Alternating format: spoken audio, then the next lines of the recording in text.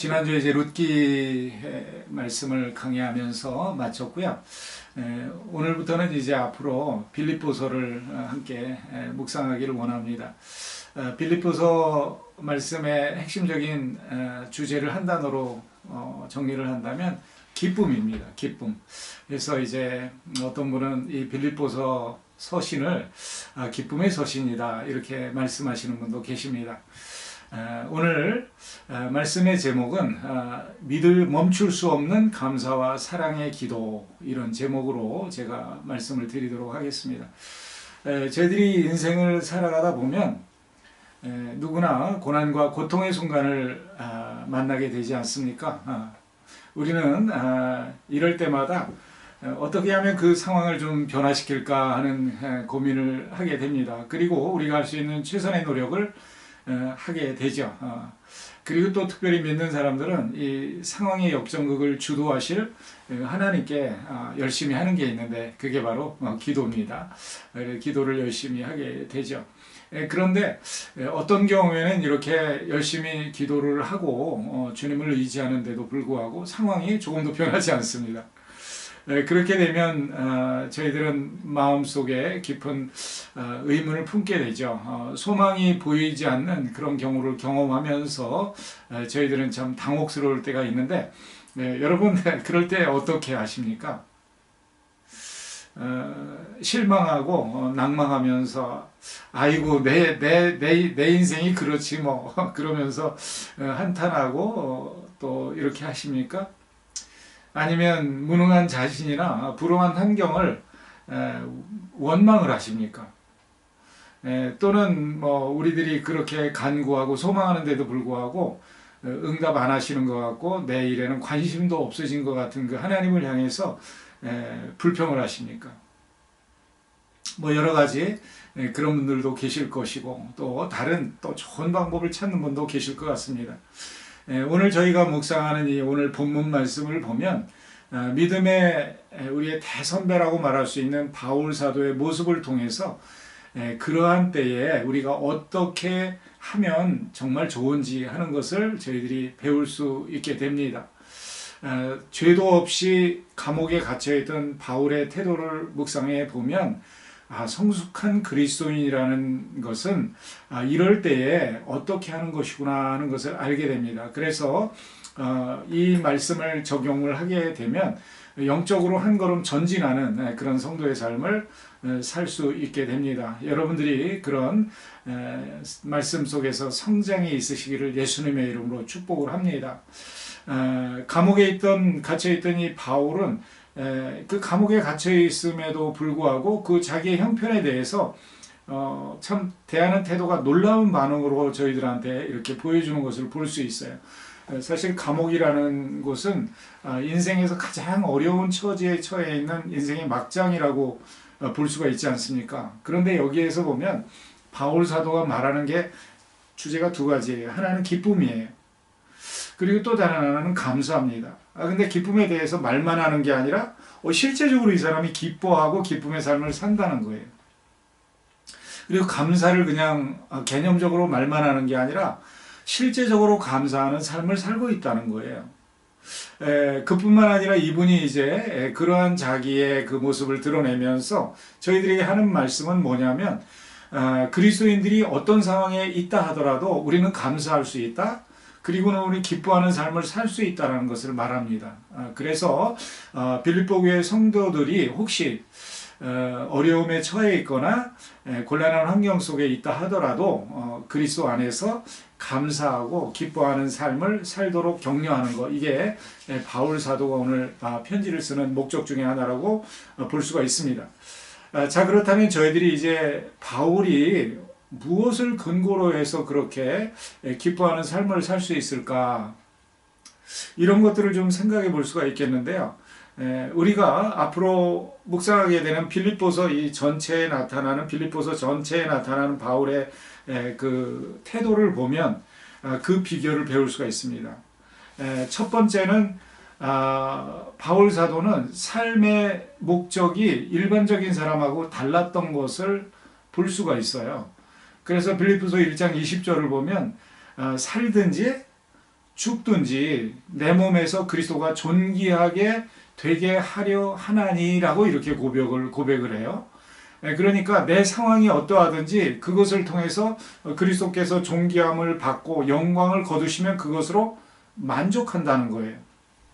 이게 무슨 말이냐면 바울의 존재의 목적이 달랐다는 거예요. 다시 말하면 영적으로 바르고 또 분명하게 그 목적이 하나님에게 초점이 맞춰 있는 그런 가운데 겪는 어려움이라면 기쁘게 감당할 수 있다는 거예요.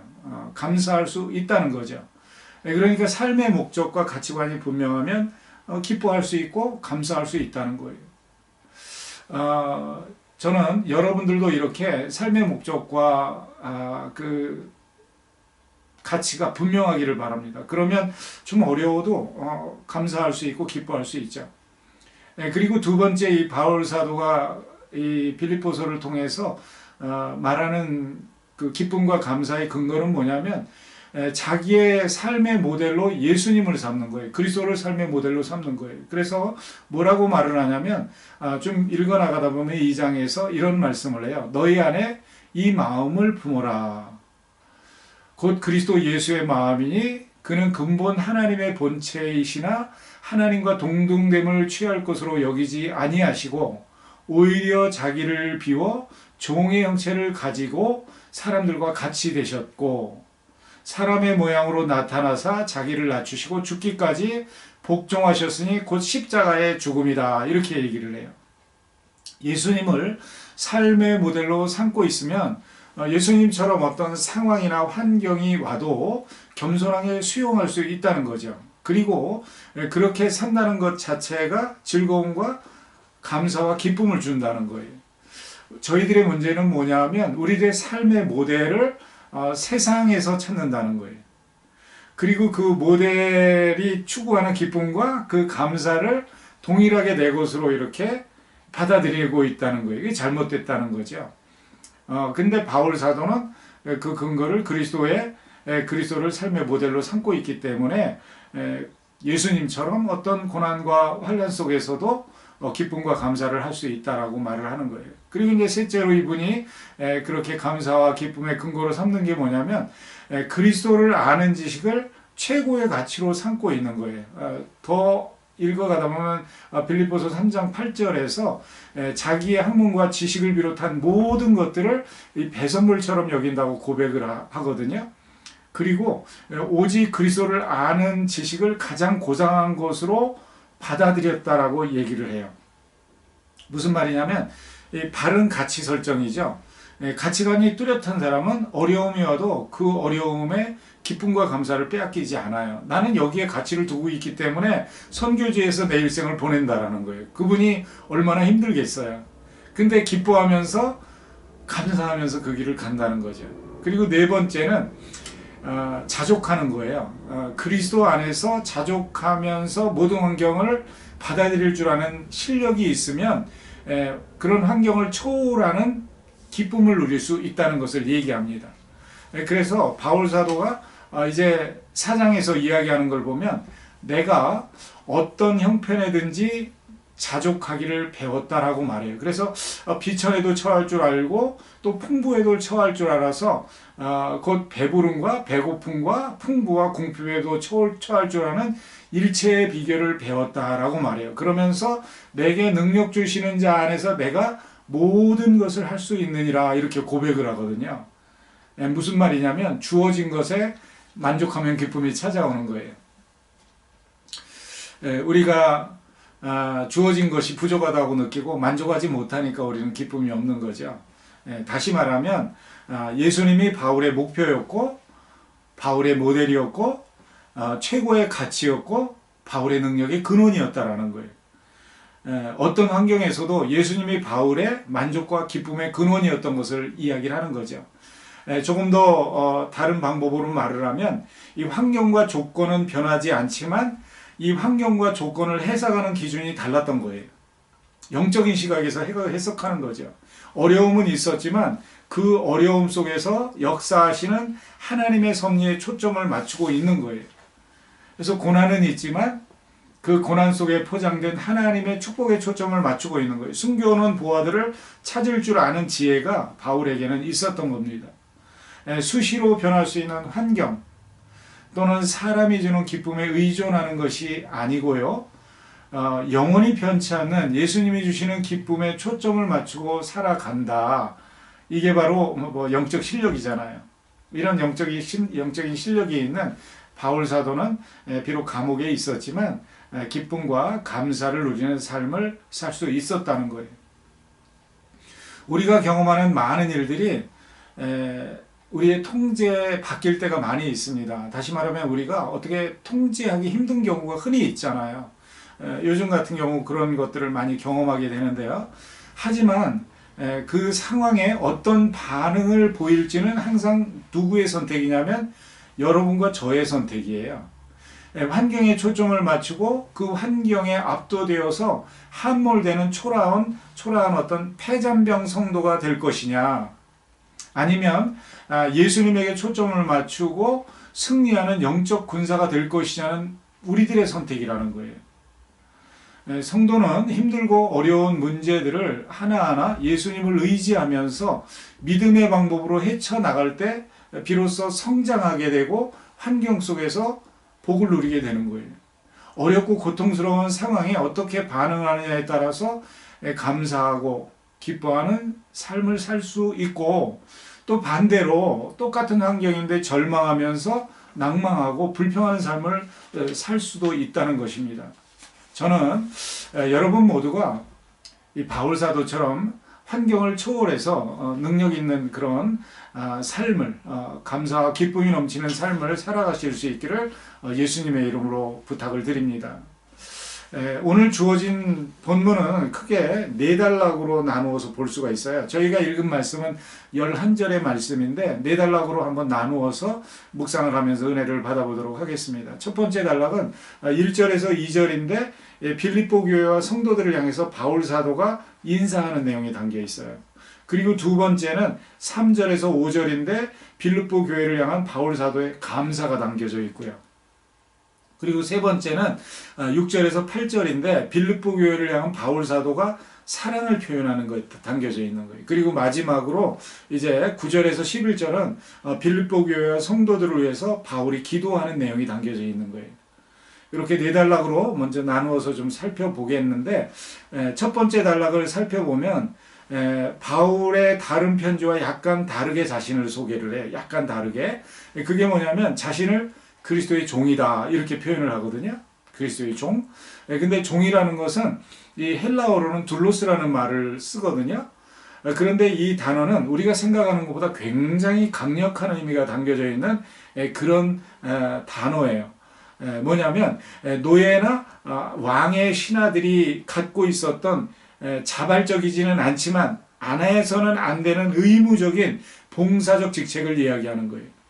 그러니까 성전과 주인에게 절대 복종하는 노예처럼 주인의 목적과 뜻에 철저하게 순종하는 것, 이것에 이런 의무를 가진 사람을 둘로스다 이렇게 이야기를 했어요.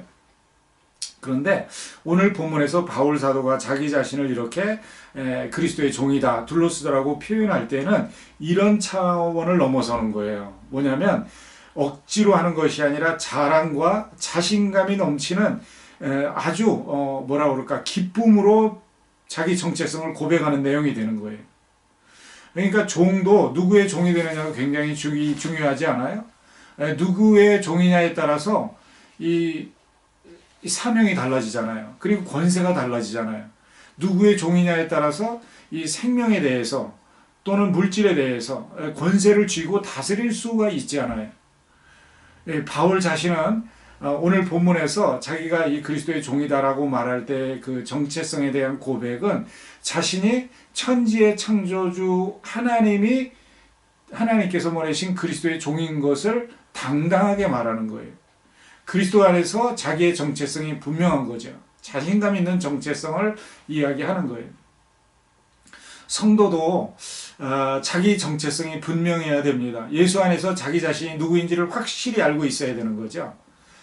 바울은 자기 자신을 구원의 주체요, 또 죄 용서의 주인공이시요, 구세주이신 그리스도의 종으로 정체성을 확실하게 가지고 있는 거예요. 그러다 보니까 이게 억지 봉사나 강요에 의해서 섬기는 종이 아니라 오히려 그 섬김과 봉사 속에서 기쁨과 즐거움을 누리는 확신을 가지고 있는 정체성을 오늘 본문에서 이야기하는 거예요. 다시 말하면 이런 종이 된 게 특권이다라는 것을 이야기하는 거예요. 그런 생각을 가지고 있다 보니까 오히려 이런 섬김 속에서 기쁨과 감사와 자랑이 넘치는 당당한 고백이 나오게 되는 거죠. 이렇게 자기 존재의 가치를 분명히 알고 있는 사람의 봉사는 그 봉사 자체가 그 사람에게 즐거움이 되고 기쁨이 되고 또 내가 존재하는 이유가 바로 이것 때문이다 하는 고백이 나오는 거죠.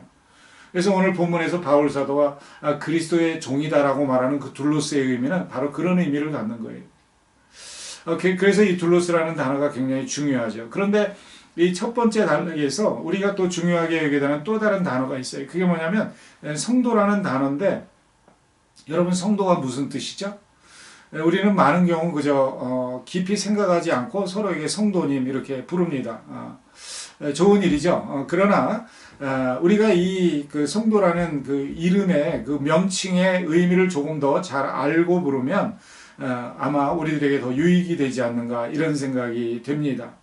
오늘 이 본문을 보면 2절에 빌립보에 사는 모든 성도와 또는 감독들과 집사들에게 편지한다 이렇게 얘기를 하는데 흥미롭죠? 오늘 본문을 보면 감독이라고 말하면 요새 비숍인데요. 뭐 어떻게 보면 교회 안에 계급이 없지만 이렇게 캐토릭이나 아니면 정교회 같은 데서는 상당히 높은 지위를 이야기합니다. 그런데도 불구하고 성도를 먼저 쓰고 그 다음에 감독과 집사들을 쓰는 것을 볼 수 있어요. 지도자를 먼저 나열하지 않고 일반 성도들을 먼저 기록하는 그런 모습, 굉장히 좋은 모습이다 이렇게 생각이 됩니다. 겸손의 모습이라고 생각이 되는데, 여기에서 이야기할 때 이 성도라는 단어가 헬라어로는 하기오스라는 말을 써요. 이게 뭐냐면 거룩하다 이런 뜻이죠. 거룩하다. 그래서 이 거룩하다라는 말의 의미는 뭐냐면 하나님의 은혜로 말미암아서 세상과 구별된 사람을 의미하는 거예요. 특별히 하나님을 섬기기 위해서 구별된 존재, 하나님에게 헌신된 존재, 이런 사람을 뭐라고 말한다고요? 성도라고 말하는 거예요.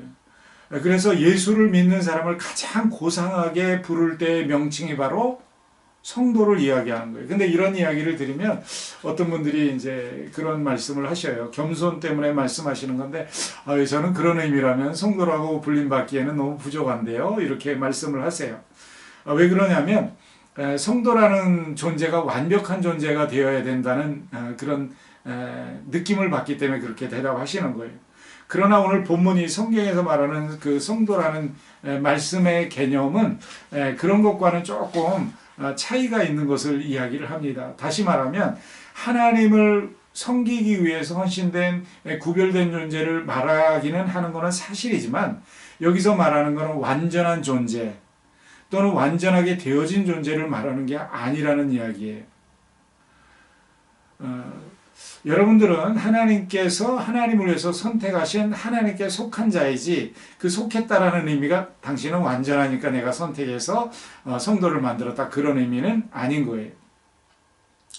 여기에서 우리가 깨달아야 되는 것은 뭐냐면, 내가 그렇게 완전한 존재가 되어야 되겠다라는 것보다 중요한 게 뭐냐면, 하나님께서 나를 성도로 이렇게 부르실 때에 하나님께서는 내가 하나님께 영광을 돌리는 존재로 서기를 원하시는데, 내가 그런 존재로 구별된 삶을 살고 있느냐에 초점을 맞추시는 것, 이게 더 중요하다고 생각이 됩니다. 그래서 이런 생각을 하면서 성도로서 내 존재는 굉장히 귀한 것이다 하는 것을 인식하는 삶, 이게 굉장히 중요합니다. 그래서 자기 자신이 아주 존재가 중요한 존재라고 생각하고, 성도라는 존재가 중요하다고 생각하고 살아가는 성도하고, 뭐 성도라고 부르고 내가 교회 다니는 거 별거 있어? 이렇게 생각하는 사람하고는 그 삶의 내용이 다릅니다. 이 이야기를 하는 거예요. 이렇게 이제 성도들에게 자기 자신의 소개를 하고 그리고 성도들을 이렇게 아련한 사람이 바울 사도가 이제 은혜와 평강을 전하면서 인사를 마치는 내용이죠. 그래서 하나님 우리 아버지와 주 예수 그리스도로부터 은혜와 평강이 너희에게 있을지어다 이렇게 이야기를 하는데 아주 전형적인 바울의 인사라고 볼 수가 있습니다. 여기서 말하는 은혜라는 건 카리스라는 단어를 써요. 근데 그건 하나님께서 주시는 것을 이야기하고요. 또 평강이라는 말도 여기서 에이레네 이런 말을 쓰는데 그것도 히브리어로 샬롬이라는 말을 씁니다. 다시 말하면 은혜와 평강의 수여자가 하나님 아버지고 주 예수 그리스도신 것, 즉 세상이 줄 수 없는 하늘만이 주는 것을 이야기하는 거예요. 이런 것들을 여러분이 받아 누리시기를 원합니다. 그러면서 이제 빌립보 교회 성도들에게 쓰는 편지의 내용을 이제 전개해가는 바울 사도. 이게 첫 번째 오늘 본문의 단락에서 나와 있는 내용이라고 볼 수가 있습니다. 저는 여러분들 지금 가족끼리 이렇게 모여 앉아서 예배를 드리시고 계신데요. 가족들에게 한번 인사를 해보십시오. 은혜와 평강이 넘치기를 원합니다. 예, 저도 여러분 가정과 하시는 모든 일에 은혜와 하나님의 은혜와 평강이 넘치시기를 축복을 합니다. 이제 이어서 두 번째 단락을 보면 말씀드린 대로 3절에서 6절이 되겠는데 빌립보 성도들을 향한 바울 사도의 진심 어린 감사가 담겨져 있습니다. 바울 사도의 감사와 기쁨이 넘치는 이 내용이 기도로 표현되고 있는 거죠. 그래서 3절에서 5절을 보면 내가 너희를 생각할 때마다 나의 하나님께 감사하며 간구할 때마다 즉 기도할 때마다 너희 무리를 위하여 기쁨으로 항상 간구함은 너희가 첫날부터 이제까지 복음을 위한 일에 참여하고 있기 때문이다. 이렇게 말씀을 하죠. 이 본문에서 빌립보 성도들을 향한 바울의 사랑이 아주 굉장히 지속적이면서도 끊임없이 흘러 넘치는 것을 저희들이 느낄 수가 있어요. 바울 사도는 그들을 생각할 때면 언제든지 먼저 터져나온 게 있는데 그게 감사라는 거예요. 그리고 이제 오늘 본문을 보면 기도할 때마다 간구할 때마다 이 표현을 쓰는 것을 볼 때에 바울 사도는 빌립보 교회와 성도들을 위해서 아주 정기적으로 많이 기도했던 것들을 우리는 느낄 수가 있습니다. 그리고 그 기도도 그냥 짐으로 하는 것이 아니라 진정한 사랑을 가지고 헌신하면서 기쁨으로 간구했던 것들을 이야기를 하고 있습니다. 여러분 아시다시피 기도의 사역은 아주 본질적으로 사역자들에게 필요한 일이긴 하지만 그렇게 쉬운 일은 아니지 않습니까? 누구를 위해서 빼놓지 않고 사랑과 기쁨을 가지고 기도한다는 것은 이 성도들이 할 수 있는 최고의 영적인 사역입니다. 기도는 영적인 노동일 뿐만 아니라 육체적으로 굉장히 헌신을 요구하는 고된 노동이라고 볼 수가 있어요. 근데 거룩한 노동이죠. 대가를 지불할 때 가치를 느낄 수 있는 최고의 노동이라고 볼 수가 있습니다. 그런 의미에서 저희 교회에 있는 중보기도팀은 정말 대단한 사역을 감당하고 계신 분들이에요. 그분들을 위해서 여러분 감사하시기를 바랍니다. 우리 청년들 속에서도 이런 중보기도팀이 있고요. 우리 장년부에서도 중보기도팀이 있습니다. 1년 내내 한 번도 쉬지 않고 매주마다 그 시간이 되면 함께 기도를 합니다. 또 특별한 기도 시간마다 모여서 기도를 합니다. 여러분 한번 생각해 보십시오. 한 시간 기도하는 것보다 사실은 얼마간의 이 헌금을 하는 것이 훨씬 쉽지 않아요? 돈으로 할 수 있는 봉사가 최고 쉬운 거다 뭐 이런 얘기를 한 분이 계신데 거기에 동의를 하고 모두가 끄떡이면서도 돈으로도 봉사하기가 또 힘들어하는 분들도 계시기는 한 것 같아요. 여러분 한 시간 기도하는 것보다 노동력을 가지고 어떻게 하루 종일 봉사하는 것 더 쉽지 않습니까? 그리고 여러분들도 이제 이렇게 말씀도 공부하고 여러 가지 하니까 기도 안에서 좀 자라가셨으면 좋겠다 이런 생각이 들어요. 그래서 어디 이렇게 모임에 가면 여러분이 주도적으로 기도도 하실 수 있고 이랬으면 좋겠어요. 다른 말씀은 유창하게 거의 정치가 수준으로 이야기를 하는데 기도는 참 힘들죠. 그죠? 여러분 중에 그런 거 느끼는 분이 계실 거예요. 그러나 여러분 그거 훈련하시는 게 좋습니다. 언제까지 기도를 하나도 못하는 분으로 남아 계시기를 원하시면 그거는 좀 안 되는 거죠. 기도 아주 중요한 거예요. 자, 그렇다면 이 바울 사도에게 이렇게 기쁨과 사랑을 가지고 기도하는 그 원동력, 그 동기가 무엇이었을까요? 오늘 저희가 읽은 본문 5절에 기록이 되어 있죠. 뭐라고 말하죠? 너희가 첫날부터 이제까지 복음을 위한 일에 참여하고 있기 때문이다. 이렇게 말을 해요. 여기서 말하는 참여라는 단어가 헬라어로 우리가 잘 아는 단어인데 코이노니아라는 말 들어보셨죠? 코이노니아라는 헬라어 단어를 씁니다. 이 코이노니아라는 것은 뭐냐면 이 상호 돌봄과 나눔이 포함된 교제와 연합을 이야기하는 거예요. 그러니까 여기 바울 사도가 다시 이 말을 코이노니아라는 말을 쓰면서 이야기하는 것은 파트너십 in the gospel이에요. 그러니까 복음 안에서 동역하는 것을 이야기하는 거예요. 이 빌립보 교회 성도들은 그들이 가지고 있던 물질을 후원함으로 인해서 바울이 복음 사역을 하는데 동역자의 역할을 감당했다는 거예요. 이것이 그들의 복음 사역에 동참하는 방법이었고 그 사역 속에서 주어지는 영적 상급과 유익을 공유하고 누리는 자들이 되었다라고 바울 사도가 오늘 본문에서 이야기를 하는 거예요. 이렇게 진정한 동역이라는 것은 자기가 가지고 있는 것들을 상호 공유해서 나누어서 함께 하나님 나라를 이루고 가는 투웨이 스트리트라고 볼 수가 있어요. 서로 유익을 누리는 거죠. 바울 사도가 그래서 이제 이 말씀 빌립보서를 계속 이렇게 써내려 가시다가 뒤에 부분에 그런 이야기를 하세요. 내게는 모든 것이 있고 또 풍부한지라 에바브라 디도 편에 너희의 준 것을 받음으로 내가 풍족하니 이는 받으실 만한 향기로운 제물이요 하나님을 기쁘시게 하는 것이라. 이렇게 빌립보서 4장 18절에서 이야기를 합니다. 바울 사도의 사역을 돕기 위해서 빌립보 교회 성도들이 물질을 에바브라 디도라는 사람을 통해서 보내서 동역을 했다는 거예요. 그리고 그들은 그 보답으로 어떻게 영적인 유익과 상급을 얻는 거예요. 하늘에 신령한 것뿐 아니라 땅에 기름지고 풍성한 축복도 받게 되는 거죠. 그래서 그 말씀을 한 빌립보 바울 사도가 4장 19절에서 이어서 이런 이야기를 해요. 나의 하나님이 그리스도 예수 안에서 영광 가운데 그 풍성한 대로 너의 모든 쓸 것을 채우시리라. 이렇게 이야기를 하거든요. 물질로 헌신한 빌립보 성도들과 교회 공동체에게 물질의 축복이 주어질 것을 말을 하는 거죠. 그뿐만이 아니에요. 빌립보 교회 속에 이런 거룩한 일을 시작하신 하나님이 그 일을 이루시기를 이제 기도하면서 완성시킬 것을 이야기를 해요. 오늘 본문 6절에도 그 이야기를 하는 거죠. 지금 저희가 읽은 6절에 이렇게 얘기를 해요. 너희 안에서 착한 일을 시작하시니가 그리스도 예수의 날까지 이루실 줄을 우리가 확신하노라. 여러분, 일을 시작하는 분은 하나님이세요. 그리고 진행하는 분도 하나님이시고요. 결론을 맺으시고 완성하시는 분도 하나님이세요.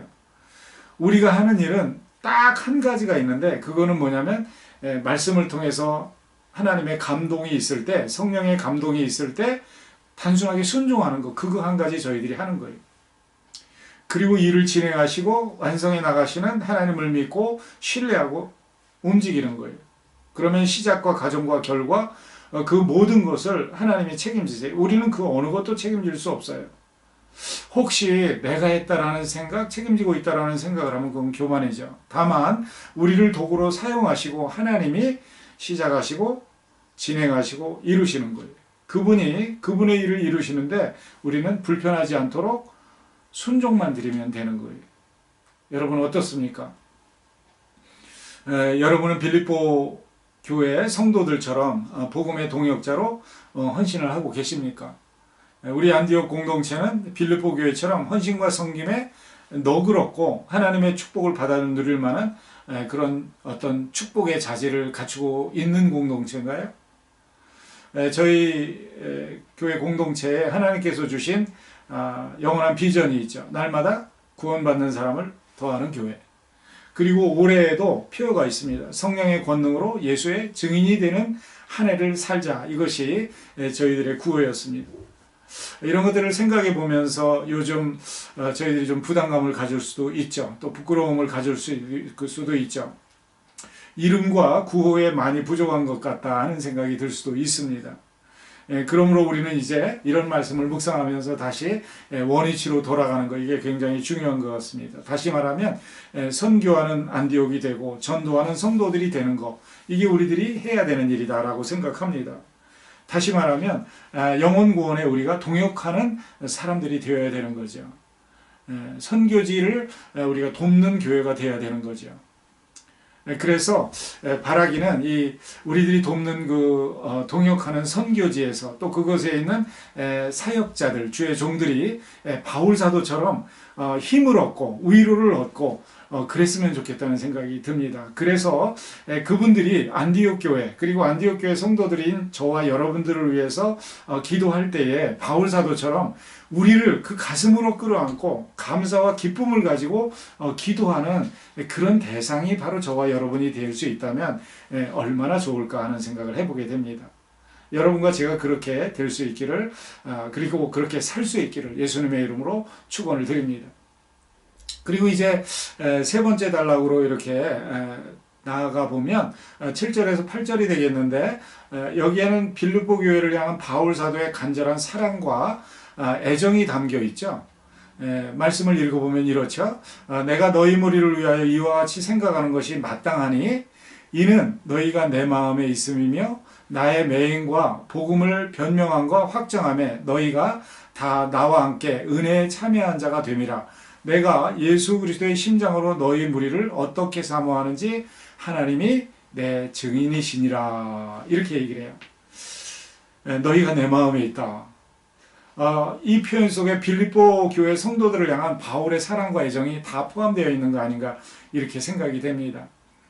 여러분들도 그 드라마 보신 적이 있으신 분이 계실 것 같은데 예전에 어떤 드라마에서 남자 주인공이 여자 주인공에게 자기 가슴을 탁탁 치면서 야, 내 안에 내가 있다 이렇게 이야기를 해서 그 당시에 그 말이 유행어가 되고 또 많은 여자분들의 마음에 감동을 준 그런 대사가 있었습니다. 오늘 본문에서 바울이 말하는 빌립보 교인들에게 말하는 게 그거죠. 너희가 내 마음에 있다. 이 말은 뭐냐면 그 드라마에서 나오는 그런 차원하고는 비교도 안 되는 굉장히 높은 차원의 사랑과 애정을 고백하는 거예요.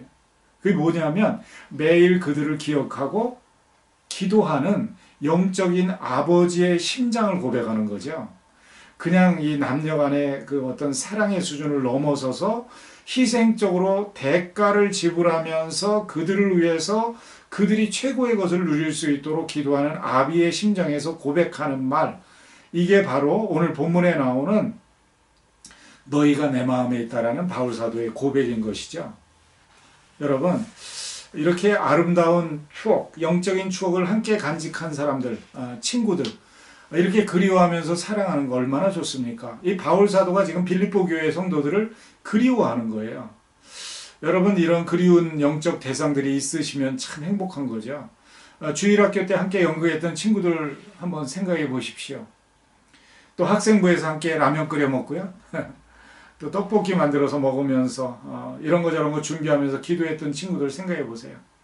청년 시절에 인생의 문제를 놓고 신앙의 기준에서 함께 고민하고 또 함께 활동했던 서클들 한번 생각해 보세요. 그들을 생각할 때 그들이 마음에 있지 않습니까? 어렵고 힘들 때, 슬프고 외로울 때 영적으로 나를 지탱해 주었던 그 영적인 동반자들, 친구들, 여러분 가끔 생각나지 않습니까? 그들 만나고 싶지 않습니까? 우리가 지금 그런 거 그리워하고 있는 거 아닙니까? 그들이 내 마음에 있기 때문에. 여러분, 이런 것이 마음에 있으면 믿는 자들은 그 그리스도인의 사랑에 이끌려서 어떻게 해요? 기도하게 되는 거죠. 오늘 본문에 보면 바울 사도가 이렇게 그 빌립보 교회 성도들을 위해서 기도하는 거예요. 저는 여러분들 심령 속에 서로가 있기를 예수님의 이름으로 축원합니다. 그 사람을 생각하면 내가 그 사람을 위해서 애정과 사랑을 가지고 기도하지 않을 수 없는 대상들, 서로에게 서로 그런 존재가 되어질 때 우리 공동체는 너무나 행복한 공동체가 되지 않겠습니까? 그리고 우리가 서로를 보고 싶어하는 그 그리움과 또 우리가 그 만남을 사모하는 마음이 진짜 가치 있는 것이 아니겠습니까? 저는 여러분 속에 이런 바울 사도 같은 애정과 사랑이 있고 그리고 누군가에게 여러분이 그런 영적인 사랑과 그리움의 대상들이 되어지시기를 예수님의 이름으로 축복합니다. 그리고 이제 마지막 단락인 오늘 본문 9절에서 11절을 보면 이 빌립보 교회를 향한 바울의 기도가 더 깊어지는 것을 볼 수 있어요. 사랑의 기도를 드린다라고 말하죠. 여러분 사랑하면은요 소망을 품게 되잖아요. 사랑하게 되면은요 그 소망이 이루어지기를 원하기 때문에 하게 되는 게 있는데 기도예요. 사랑하면 기도합니다. 부모님이 왜 자녀를 위해서 기도합니까? 사랑하니까. 예수를 안 믿는데도요 제가 자녀분을 위해서 기도해 드리겠습니다. 이름을 주십시오. 그러면요 이름 안 적어주는 사람 부모 하나도 없어요. 다 적어주세요. 기도해 달라는 거죠. 왜? 사랑하기 때문에. 바울의 기도는 빌립보 교회 성도들을 향한 사랑에서 비롯된 막을 수 없는 샘물과 같은 것인 것을 오늘 본문에서 이야기를 하고 있어요. 오늘 본문 마지막 달라 9절에서 11절 이렇게 이야기를 하고 있어요. 내가 기도하노라. 너희 사랑을 지식과 모든 총명으로 점점 더 풍성하게 하사 너희로 지극히 선한 것을 분별하며 또 진실하며 허물없이 그리스도의 날까지 이르고 예수 그리스도로 말미암아 의의 열매가 가득하여 하나님의 영광과 찬송이 되기를 원하노라. 오늘 여기 이 본문의 기도 보면 이 바울의 기도 제목들이 쭉 나와 있는 거죠. 첫째는 뭐죠? 그들의 사랑이 모든 총명으로 풍성해지는 거예요. 둘째는 그 결과로 지극히 선한 것을 분별할 줄 아는 안목을 갖게 하는 거예요. 10절이죠. 이 세상에 다양한 가치들이 있는데 그러한 다양한 가치들 앞에서 날마다 선택을 강요받는 우리 모두에게 가장 적절하게 적용되는 말씀이죠. 그게 뭐냐면 지극히 선한 것이 무엇인지를 바르게 알 때에 정말 좋은 열매가 맺힌다는 거예요. 이런 분별력을 갖도록 기도하는 거예요. 그리고 또 다른 기도의 결론을 내리는데 그 첫 번째가 뭐냐면 우리 가운데 맺히는 의의 열매, 즉 성령의 열매가 맺히도록 기도한다라는 거예요. 그래서 그 열매를 통해서 마지막으로 기도 제목이 있는데 하나님에게 영광과 찬송을 돌리는 삶이 너희 속에서 있기를 원한다라는 거예요. 이런 기도 제목. 그들 속에 사랑이 충만해지는데 그냥 사랑이 아니라 총명과 이 지혜로 풍성해지는 그런 사람들, 또 그 결과로 지극히 선한 것을 분별할 줄 아는 사람들, 그리고 그런 것들을 통해서 성령의 열매가 맺히고 그 성령의 열매를 통해서 어떻게 하나님을 향해서 영광과 찬송이 돌려지는 것을 놓고 기도하는 것. 오늘 하나님의 말씀에서는 특별히 하나님을 향한 이 사랑에서 출발이 되어지죠. 너희 사랑을 지식과 모든 총명으로 점점 더 풍성하게 하사. 누가 그렇게 하시죠? 하나님이 너희 속에 그렇게 사랑을 또 지식과 모든 총명으로 더 풍성하게 하셔서 여기에서 출발이 되는 거예요. 가장 중요한 것은요, 하나님을 향한 사랑의 풍성함이에요. 사랑의 증폭이 확장이에요. 우리가 하나님을 사랑하지 않으면 하나님 앞에 기도하지 않습니다. 주변을 사랑하는 것도 우리로 기도하게 하지만 하나님을 사랑하게 되면 우리는 기도하게 돼요. 왜 그러냐면 하나님과의 그 사랑의 교제는 기도 가운데 드러나는 대화이기 때문에 그런 거예요. 하나님을 향한 사랑이 빠진 하나님에 대한 지식, 진리, 이 통찰은 무익합니다. 만약에 성경적인 지식이 많이 있는데 하나님을 향한 사랑이나 이웃을 향한 사랑이 빠지게 되면 자칫 율법주의에 넘어가기 쉬워요. 그리고 자기가 잣대가 되어서 주변 사람들을 사랑하기보다는 비판하고 정죄하기가 쉽습니다. 좋은 것이 아니죠. 그래서 머리로만 아는 것은 진짜 믿는 거 아니라고 볼 수 있잖아요. 진정한 안다라는 말은 뭐냐면 아는 바를 믿는 것이고 진짜 믿는다는 것은 믿는 바를 삶으로 살아내는 거죠. 그때 그 영적 지식은 완전해지는 거죠. 그래서 야고보 사도가 이야기를 하지 않습니까? 영혼이 없는 몸이 죽은 것 같이 행함이 없는 믿음 죽은 것이다. 믿음의 완성은 아는 바를 행하는 삶으로 이루어진다는 것을 말씀하는 거예요. 그래서 바울 사도는 여기에서 그런 사랑을 강조한 다음에 분별력을 또 강조를 하죠. 지극히 선한 것을 분별하고 이렇게 얘기를 해요.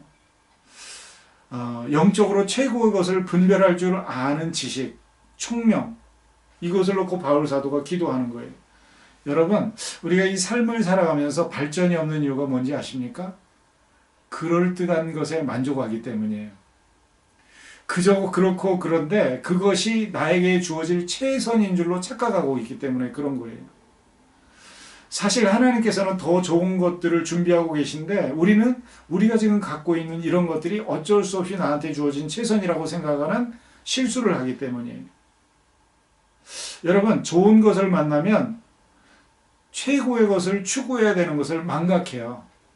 그래서 어떤 기업인이 그런 이야기를 했잖아요. The good is the enemy of the best라는 말을 했어요. 좋은 것은 최고의 적이다.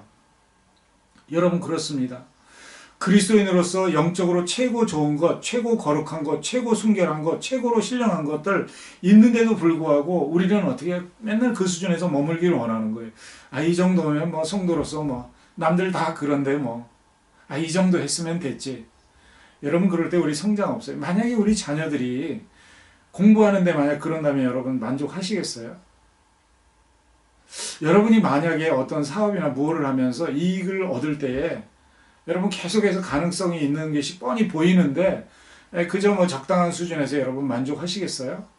그러지 않잖아요. 영적으로도 마찬가지예요. 하나님의 성품과 그리스도의 인격으로 자라가는 성도의 성화 과정 속에서 최고의 것을 추구하는 것, 이게 영적 목표였어요. 바울의 목표였어요. 그리고 바울 사도가 빌립보 교회 성도들을 위해서 그렇게 되어질 것을 놓고 기도하고 있는 거예요. 빌립보 교회 성도들을 영적으로 도전하는 것이죠. 그렇게 될 때 드러나는 결과가 11절에 기록되는 말씀인데 어떻게 기록하고 있죠? 예수 그리스도로 인해 의의 열매가 가득하고 하나님의 영광과 찬송이 되게 하시기를 구하노라. 이게 바울 사도의 기도의 내용이에요.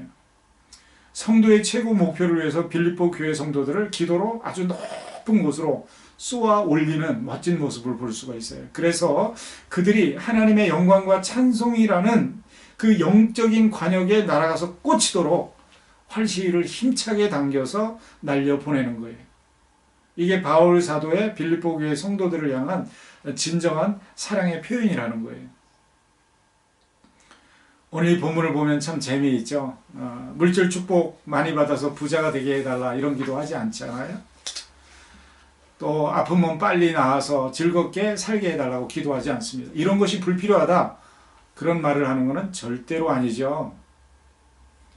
먼저 그의 나라와 의를 구하는 영적 기도를 드리고 있는 영적 아비의 모습을 저희가 보고 있는 겁니다.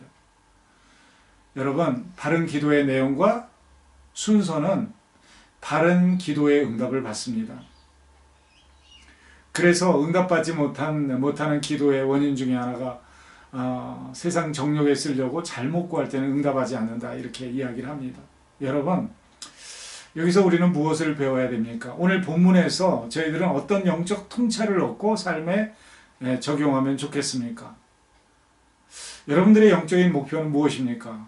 여러분들의 삶을 통해서 하나님의 영광을 반영하는 것은 무엇이 있습니까? 오늘 이 본문 말씀을 보면 여러 가지 것들을 시사하고 있는데 한번 이것을 간단하게 정리하고 우리의 삶에 적용해 보고 마치도록 하겠습니다. 첫 번째로 저와 여러분들의 기쁨과 즐거움 또 감사의 근거를 우리 환경에 두지 마십시다. 주변 사람에게 두지 마십시다. 오늘 본문에 나오는 바울 사도처럼 그리스도 예수 안에 우리의 기쁨과 우리의 감사의 근거를 두십시다. 그 두 번째는 여러분들 한 사람 한 사람이 하나님을 섬기기 위해서 구별된 존재라는 이 성도라는 정체성을 확실하게 하시는 분들이 되시길 바라요. 무슨 일을 하든지 어디를 가든지 누구를 만나든지 성도로서 말하고 성도로서 행동하고 성도로서 삶을 살아가는 거예요. 그러다 보면 어떻게 돼요?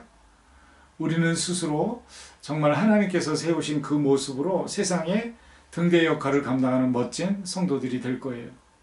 그리고 세 번째는 하나님께서 그리스도 안에서 주시는 은혜와 평강을 사모하십시다. 우리는 이 은혜와 평강을 다른 말로 쉽게 말해서 축복이다 그러면 세상에서 너무 많은 것을 받으려고 애를 쓰는 거예요. 그리고 하나님에게 간구하는 것도 세상에서 받게 해주십시오. 이렇게 이야기를 하는 거예요. 그러지 말고 하나님께 받는 것으로 우리가 기도하기를 원해요. 그리고 그렇게 사모하십시다. 그리고 네 번째는 빌립보 교회 성도들처럼 복음 안에서 거룩한 동역자들이 되십시다. 하나님의 일 하는데 모른 체 하지 마십시다. 주변에 정말 힘들고 어려운 사람이 있는데 나 하나 편하다고 모른 척 하지 마십시다. 그러면 누가 불쌍합니까? 그런 태도를 갖고 있는 내가 불쌍한 거죠. 내가 바른 성도의 모습이 아닌 것입니다. 그래서 복음 안에서 거룩한 동역자가 되는 것을 추구하십시다. 그리고 또 다섯 번째로는 바울 사도와 빌립보 교회 성도들이 그렇게 했던 것처럼 우리가 서로 뜨겁게 사랑합시다. 그래서 우리가 마음에 품고 그 사랑으로 인해서 서로를 위해서 기도하는 거예요. 그리고 마지막으로는 이런 모든 것들을 통해서 하나님이 영광을 받으시고 찬송을 받으시는 그런 멋진 성도들, 교회, 그리고 우리 모두가 되는 그런 축복이 있기를 바랍니다. 그래서 서로 영적으로 격려하십시다. 이렇게 하나님의 말씀을 이제 강해해 나가는데 제가 이제 빌립보서를 앞으로 계속 강해를 해 나갈 겁니다. 여러분, 우리에게 계속해서 말씀은 주어지고요. 하나님은 저희의 귀에 속삭이십니다. 이제 말씀대로 사는 성도가 될 것이냐, 아니면 듣고 잊어버리는 어리석은 사람이 되느냐는 저와 여러분이 결정하고 선택하는 것입니다. 이제는 우리 스스로 하나님의 말씀을 받고 그 말씀대로 그대로 실천해서 정말 하나님께서 기뻐하시는 멋진 성도의 삶을 사시고 그들에게 주는 하나님의 은혜와 평강, 그리고 하나님의 축복이 가득 임하시는 은총의 삶을 사시기를 예수님의 이름으로 축원합니다. 아멘.